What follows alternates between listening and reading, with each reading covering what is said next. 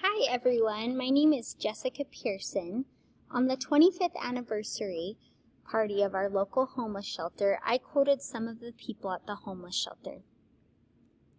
I was worried about the people stereotyping or judging the poor grammar. I tried to decide what the best thing to do would be. Should I change the quotes? Should I clean them up? In the end, I decided to clean the quotes up because I was worried that they would stereotype the people in the homeless shelter. Unfortunately, we got some calls and people were not happy about it. There were many who had seen these people quote and say things and seen how I had changed them, and they weren't happy about this. So it really got me thinking, is this the right thing to do? Is this something that is really going to help? The first question that I asked myself is, do people like perfection?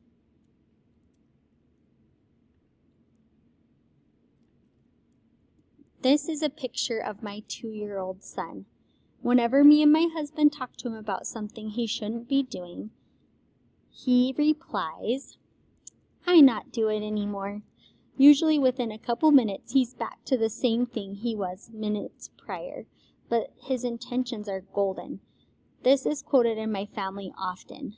How many of you have vowed to start your diet after eating your last piece of cake with a "I don't do it anymore"? But in your own wording. I never change a word in this quote from my son because it portrays innocence and wisdom in a 2-year-old. Some of the most famous logos are grammatically incorrect. Got milk, Lego my ego, and Subway eat fresh. I mean, how memorable really would I have gotten milk be? These are incorrect, but people don't care. They like it because it's catchy.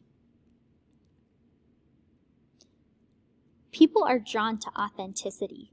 Brené Brown said, "Choosing authenticity means cultivating courage to be imperfect, to set boundaries, and to allow ourselves to be vulnerable, exercising compassion that comes from knowing that we are all made of strength and struggle." We are all made of strength and struggle. That's what brings us together. So, show the people who they truly are and who we all are. Some of the people living in this shelter may not have the best grammar, but have life experiences none of us have ever had, and have learned life lessons none of us will ever learn. We all make mistakes when it comes to speaking, and that's okay. That's who we are as humans. I mean, how many of you use this one? I know I do. Another reason why I think it's a good idea to keep the quotes as they are is because it could be costly. Psychoanalyst Jeffrey Mason, he attempted to sue a New York reporter $10 million for saying he was misquoted. This could have been a sad ending for this New Yorker. Luckily, the lawsuit ended in the journalist's favor because he decided that the quoting didn't alter the content of what he was saying. Phew! Sometimes we'll get a quote that is so good, but we have the fear that the audience won't be able to understand it because it has too many grammar errors. If this is ever the case, paraphrasing can help. Talk about the conversation with this person and what they portrayed to you instead of using a direct quote. This could save your bacon.